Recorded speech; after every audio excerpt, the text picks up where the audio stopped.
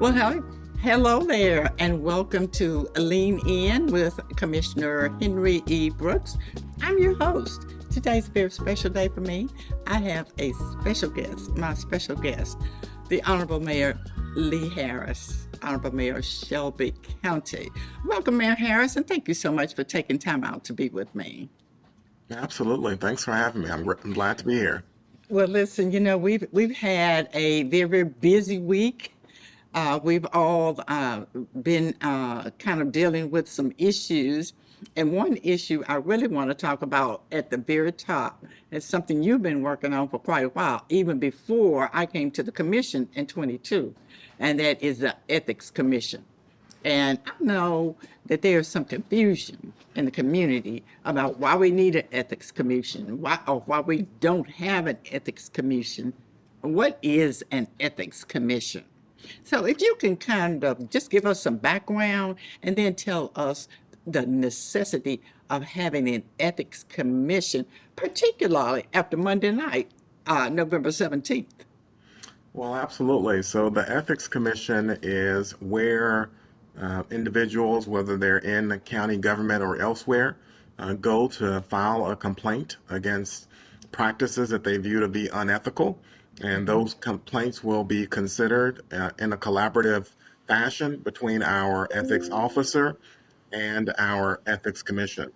So for many years, we have not had a functioning ethics commission in Shelby County because we're not able to appoint any new commissioners. And so in order to have a functional ethics commission, we've got to have members of the ethics commission and we've got to have an ethics officer in place. And so we do have an ethics officer in place, but the policymaking branch, the legislative branch, the ethics commission, we have not been able to put that in place yet. We've brought several nominees to the county commission, but for reasons that we can talk about, the county commission hasn't decided to move forward any of our nominees. Well, and we just laid the cards on the table. We've had some members of the commission who were I'll just say it, were bullied into not voting for members of the for to put members on the ethics commission. People came, volunteered, but for one commissioner on the county commission, individuals were afraid to vote for him. It's just as simple as that. But let me do this. Let me just do this. I believe if you could help us share with us after Monday night, after November 17th, after Dr.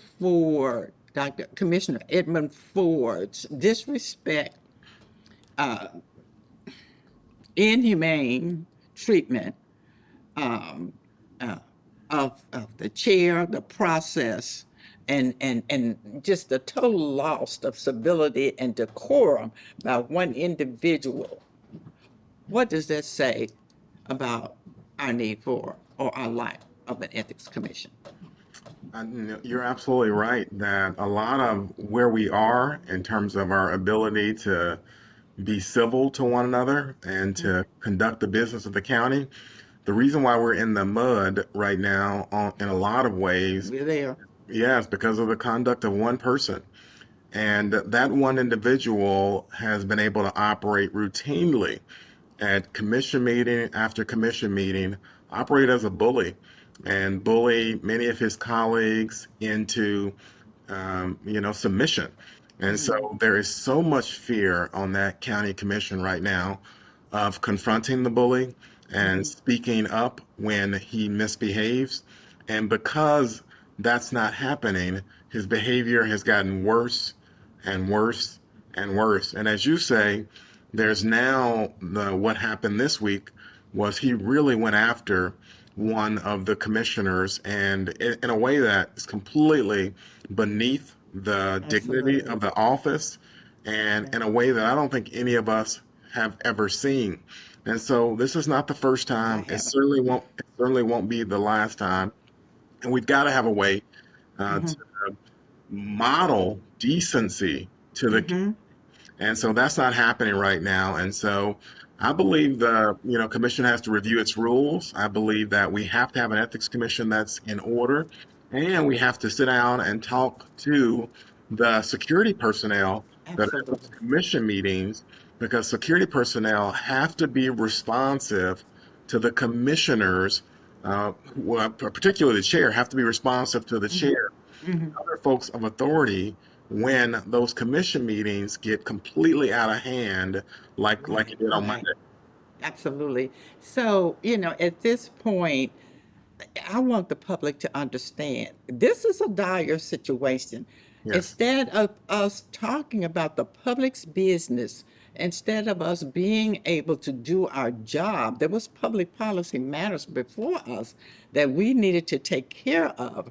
But because of one individual, Edmund Ford, on the county commission, which is not the first time, but one of many times, we were unable to do it. And of course, some of us, and I will include myself, left. And I had two important matters on the agenda.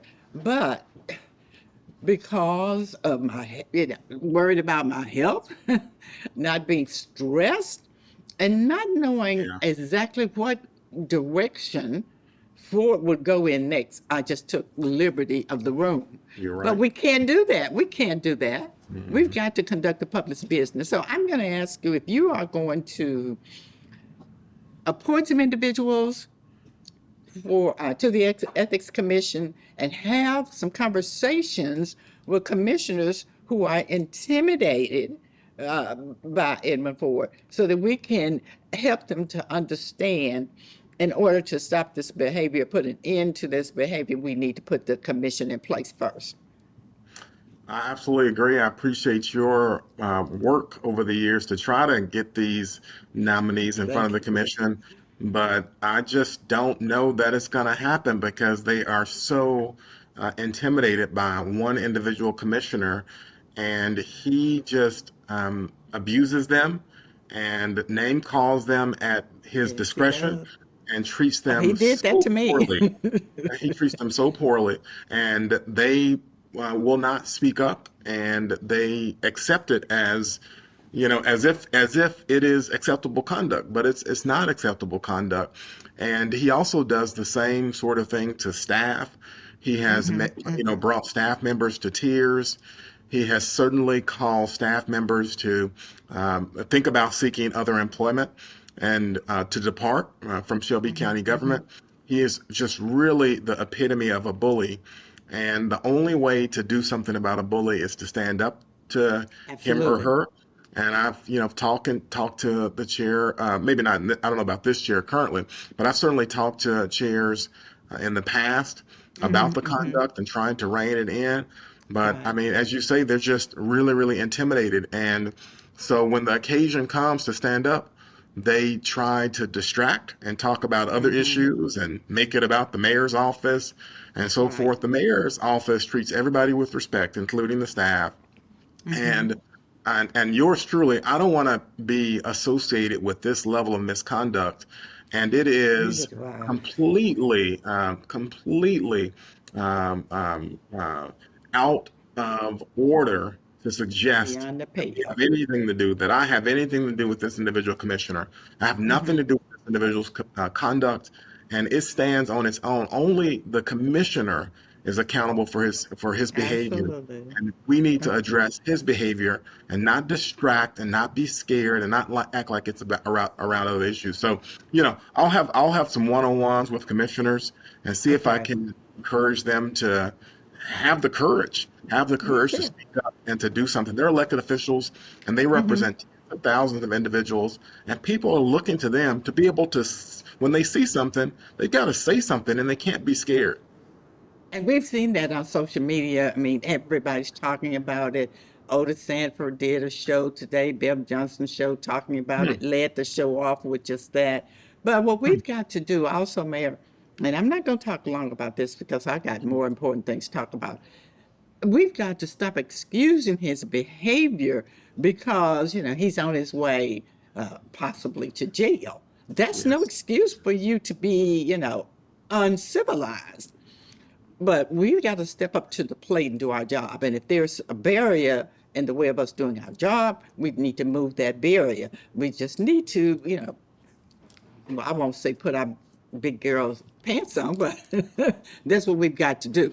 So, because we have to do our job. I know this commissioner will. So, when you're getting ready to bring nominees for the Ethics Commission, please know that I will definitely, as chair of government, general government, support that, and I hope you will be able to do that soon. But push that aside. Let's talk. Let me congratulate you on your win, your judicial win regarding the National Guard occupation, if you will, of Memphis. You know, I listened to some of the things that they were saying, and it seems to me people don't get it. They don't understand why we do not want to be an occupied city, encaged people. Can you talk about that for a minute?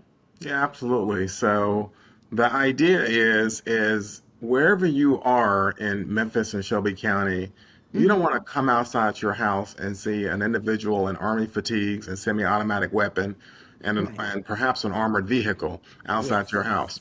That is going to freeze everything. That's going to keep you in place. And this is America. This is Tennessee. I mean, we are in a Yeah. free country and we are in a free community. And we should be able to travel wherever we want without fear and without checkpoints and so forth. We should be able to say what we want, even about the government, Absolutely. without the fear Here. that some army official, some military personnel might investigate you, might show up on your doorstep, or might treat you in a way that doesn't reflect your right to due process. And so we've heard story after story of racial profiling. Most of those accounts are against Latino individuals, but as an African American, I have a lot of empathy for accounts of racial profiling.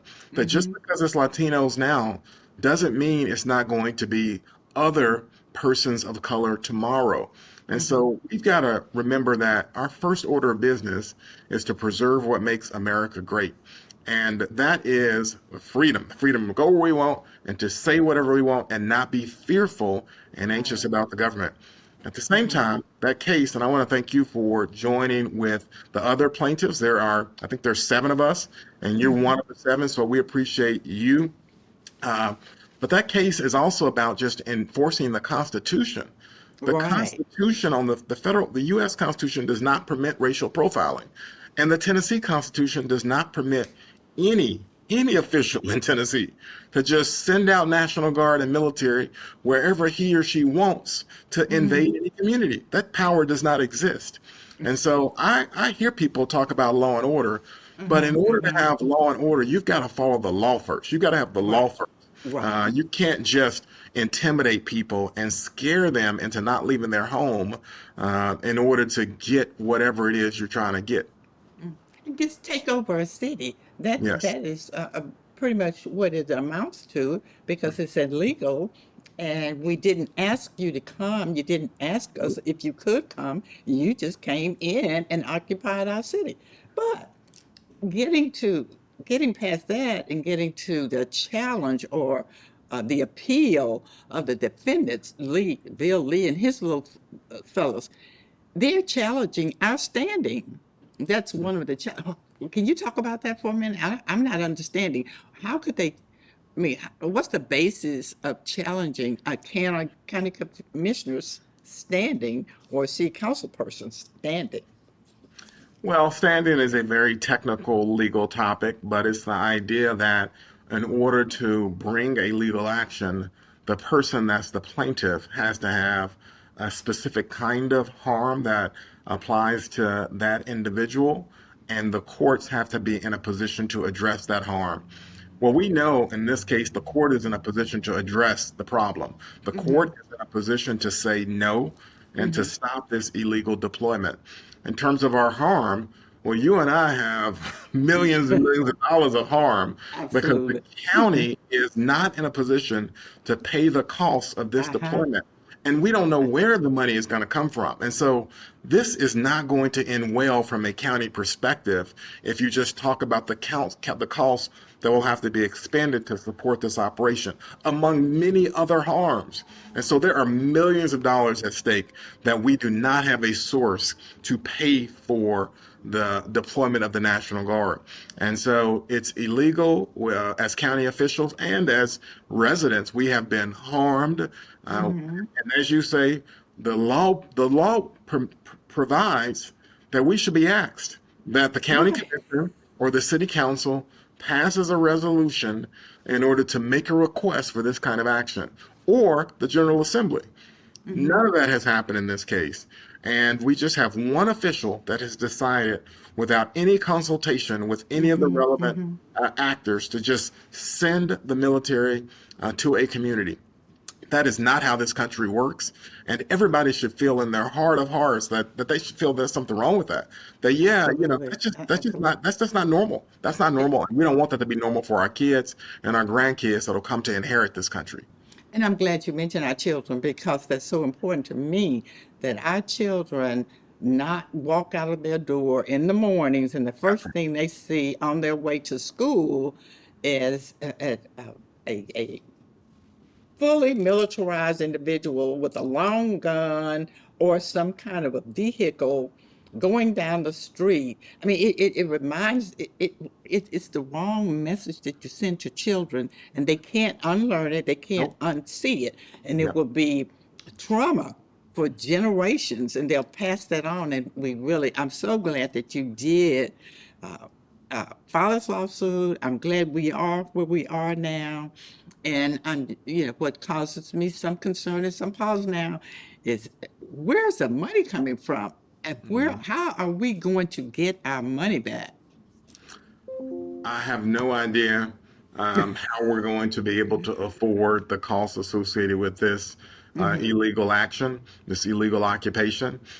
So I don't know, because we're already in the start of a litigation process to sue the state over tens of millions of dollars that they already owe us Yeah. for some of the prisoners that we hold on their behalf at the penal farm.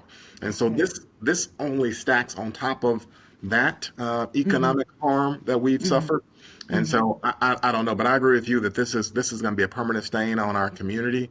This is It going to is. traumatize our kids, and it's going to take a lot for us to come out of what is happening to our community based on the illegal occupation. Well, Mayor Harris, I know we only have a short amount of time, but I need to talk about a couple more issues. The jail issue, that's a big issue in terms of, building a new jail, whether or not we need to have a new jail and where will it be. And of course, we have the sheriff saying he has to have a new jail. I'm glad we are in litigation with the state because, for years they failed to pick up their prisoners. They have been a financial drain on the county for years and years and totally ignored that. But then they want to come down here and tell us what to do. So, in terms of the jail issues, where do you see that going? The prison is in free fall. It's in crisis right now. I'm sorry, the jail. The jail is in crisis right now, and a lot of the crisis, in my estimation, is because of the mismanagement of the sheriff. Okay. I think that we have seen prison death after prison death, and the last 3 weeks alone, we've seen, I think, 4 prison deaths Right, right. in the last 3 weeks, and it is completely indefensible. And we really need the management practices in the jail to change. We have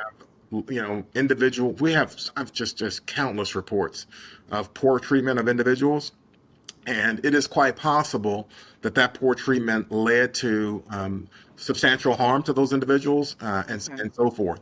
So, I mean, the report after report of the drug trafficking that's allowed to take place in the prison, the poor, the poor relationships between the prisoners and some of those that are managed there. I mean, it's just bad report after bad report. So I don't know about building a new, bigger Yeah. jail as long as these management practices go uncorrected. And so Right. my step is to figure out if we can find a third party agency to come in and support some reform to the management practices, and to perhaps give advice to the sheriff about how to pull out of this free fall and to correct the crisis that is the jail right now. Um, And I'm going to have to tune into another call. My other call starts at 4, so I got to tune into Okay. the call. But listen, thank I'm you here for so you. much. Okay, thanks very All right. much. And yeah, I got to just jump right on here. But if you want to All come right. back to this in 30 minutes or something, we could probably come back, but I got to get on one more call. I'm going to have you back again, and thank you all for listening. You've been watching Lean In with Commissioner Henry E. Brooks, and I'm your host, and I had a very special guest, Mayor Lee Harris. But guess what? You can pick this podcast up anywhere you get your podcast. So come on back and pick us up. Thank you so much for watching. You've been watching Lean In with Commissioner Henry E. Brooks.